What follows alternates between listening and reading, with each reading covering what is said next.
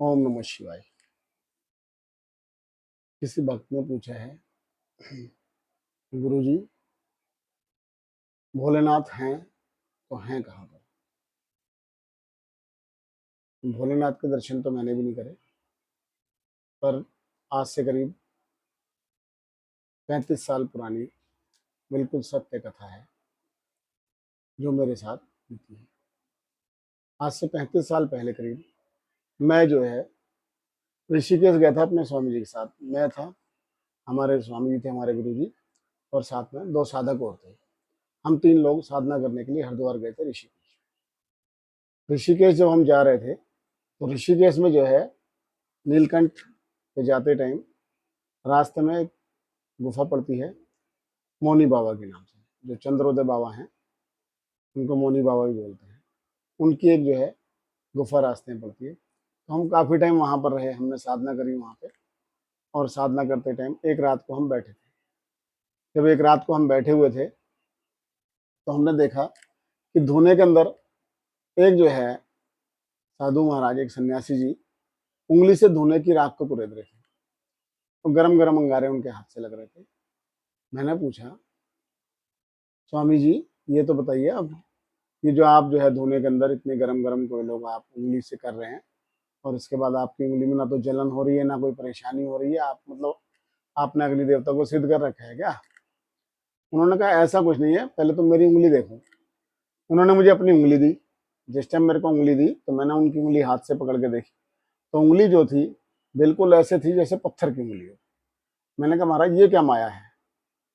बोले माया है तो तुम्हें मैं बताता हूँ, सुनो। तो उन्होंने मुझे जो है अपनी कथा सुनाई। तो उन्होंने बताया कि करीब जो है हम जो है 25-26 साधु, हम लोगों ने एक निश्चय करा कि भाई हम जो है यहाँ से वहाँ जाएंगे कैलाश मानसरोवर भोलेनाथ के दर्शन करने। हम लोगों ने दृढ़ संकल्प कर लिया। दृढ़ संकल्प करके हम लोग वहाँ से चल दिए। जिस टाइम हम चल दिए तो हम कैलाश की तरफ जा रहे थे। कैलाश की पहाड़ियों के अंदर जा रहे थे। जाते जाते काफ़ी टाइम हो गया। 1 हफ्ता बीता, 2 हफ्ते बीते, 3 हफ्ते बीते। इस तरह से काफ़ी टाइम हमारा बीत गया। तो 1 सवा महीने बाद हम जब वहाँ पहुँचे तो हमने देखा कि सामने से एक बहुत बुढ़ा सा लंबा सा आदमी आ रहा है। वो बुजुर्ग था लेकिन हाथ पैर उसके मजबूत थे। तो आकर के जो है उससे कहा कि भाई साधुओं कहाँ घूम रहे हो? हमने कहा महाराज घूम क्या रहे हैं, हम तो जो है मानसरोवर जाना है हमें, कैलाश मानसरोवर, और हमने जो है ना भोलेनाथ के दर्शन करने। उन्होंने कहा भोलेनाथ के दर्शन करने? भाई भोलेनाथ के दर्शन को यूं तो हो नहीं जाते, रास्ता तुमने देखा है? बोले नहीं महाराज रास्ता तो नहीं देखा। बोले तुम जो है ऐसे तो तुम भटक जाओगे। महाराज भटक ही रहे हैं, 1.25 महीना हो गया भटकते भटकते। बोले तुम्हें एक रास्ता मैं बताता हूँ, उस रास्ते से तुम जाओ तो तुम फौरन पहुंच जाओगे। 3 दिन का सफर है। उन्होंने हमें एक गुफा की तरफ इशारा करा। बोले इस गुफा के अंदर से निकलो, एक गुफा सीधी वहीं जाकर के निकलेगी। हम उसके अंदर घुसे। जैसे ही हम लोग घुसे तो हम जो है अंदर जाकर के देखा तो उसमें और बहुत सारे लोग थे। पीछे से क्या हुआ, गुफा का द्वार बंद कर दिया एक पत्थर से। अंदर जो है बहुत सारे गडरिये थे जो भेड़ बकरियां चराते हैं, घर के गद्दी लोग। बहुत सारे साधु संत वगैरह थे, कुछ लकड़हारे थे। उन्होंने हमें देखते के साथ कहा अरे महाराजों कहाँ आके फंस गए? बोले क्या हुआ? बोले ये जो है, ये जो आदमी है ये है नरकंकाल, और ये हमारे में से एक आदमी को डेली खाता है। और बोले इसका तो ये काम है और इसने तो आपको फंसा दिया। हमने कहा भाई फंस तो गए, अब क्या करें? तो हम सब ने जो है मिल करके एक युक्ति बनाई कि फंस तो गए, मरना तो है ही है। तो जो है साधु संतों के पास, किसी के पास चिमटा होता है, किसी के पास कुल्हाड़ी थी, किसी के पास जो है त्रिशूल था, ये सब हमारे पास जो है सामान था। हम सब ने लेकर के, हमने कहा देखी जाएगी जो होगा, पहले इनको ले लो। तो हम जो है आराम से गेट के दोनों तरफ खड़े हो गए शाम के टाइम चिपक करके। जैसे ही उसने पत्थर हटाया और वो अंदर आया तो अंदर आते ही हम सब उसके ऊपर टूट पड़े। किसी ने चिमटा मारा, किसी ने कुल्हाड़ी मारी, किसी ने त्रिशूल, और इस तरह करके उसको वहां पे हमने खत्म कर दिया। और जब खत्म कर दिया तो ये देखते के साथ जो है हमारे साथ के बहुत सारे साथियों की हिम्मत टूट गई। वो बोले भाई घर चलो। हम में से 3 लोग ऐसे थे जिन्होंने बिल्कुल ये हिम्मत कर ली कि मरना मंजूर है, या तो आज भोलेनाथ के दर्शन करेंगे हम लोग या फिर मरेंगे।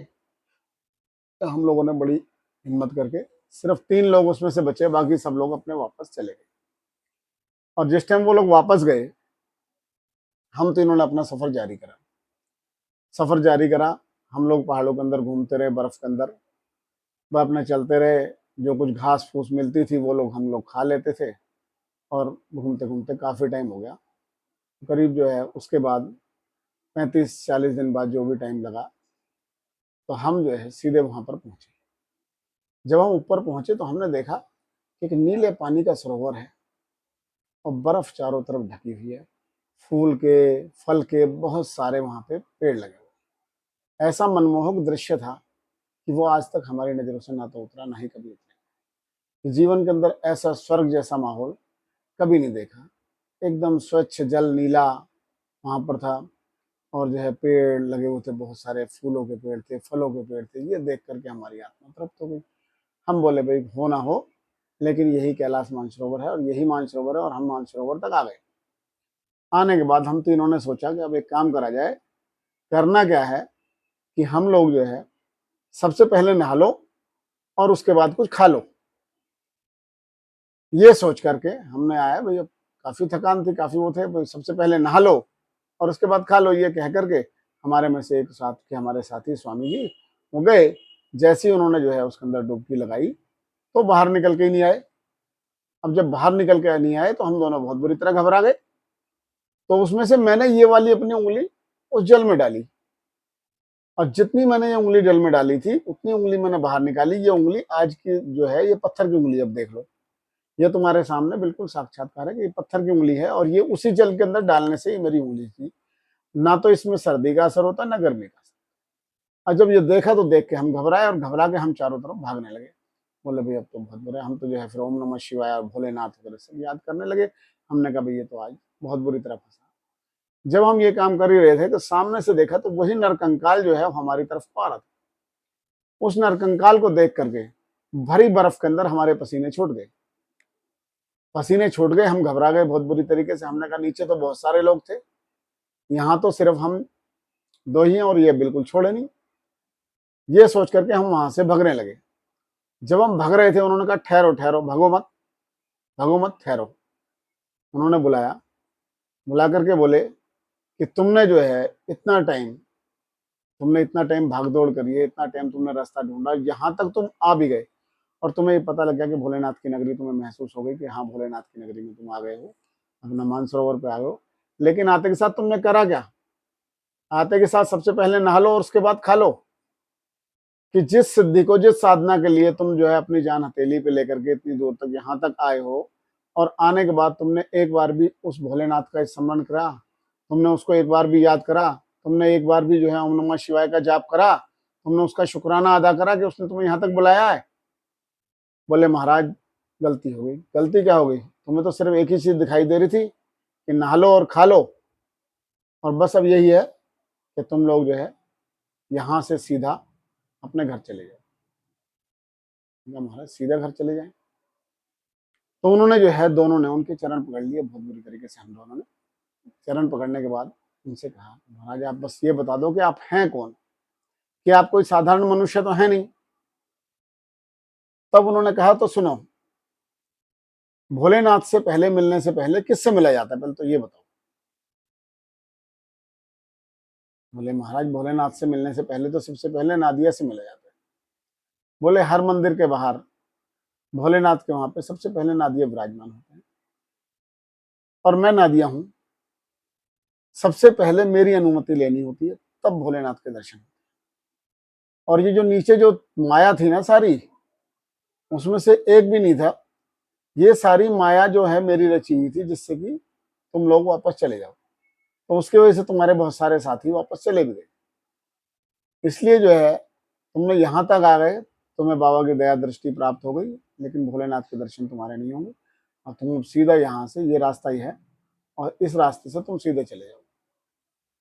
आधे घंटे के अंदर बेटा, आधे घंटे के अंदर हम जो है ऋषिकेश आ गए। और उस रास्ते को ढूंढते हुए आज जो है 6 साल हो गए, 7वीं साल लग रही है, लेकिन वो रास्ता हमें आज तक मिला नहीं है कि वो रास्ता है कौन सा जिससे हम आधे घंटे के अंदर नीचे आ गए। उसको मैं आज भी ढूंढ रहा हूँ यहाँ पे, लेकिन मुझे वो रास्ता ना तो मिला है, ना वो मेरी समझ में आ रहा है। इसलिए कोई कहता हो कि भोलेनाथ का अस्तित्व नहीं है, भोलेनाथ नहीं है, शंकर जी नहीं है, शंकर जी आज भी विराजमान है, लेकिन मन से, श्रद्धा से, सच्ची साधना से अगर आप उनको ढूंढोगे और उनको याद करोगे तो वो जरूर दर्शन देंगे और जरूर आपको मिलेंगे। ये मेरा अटल विश्वास है। ये मेरी अपनी खुद की सच्ची घटना है जो मेरे साथ बीती है। ओम नमो नारायण नमः।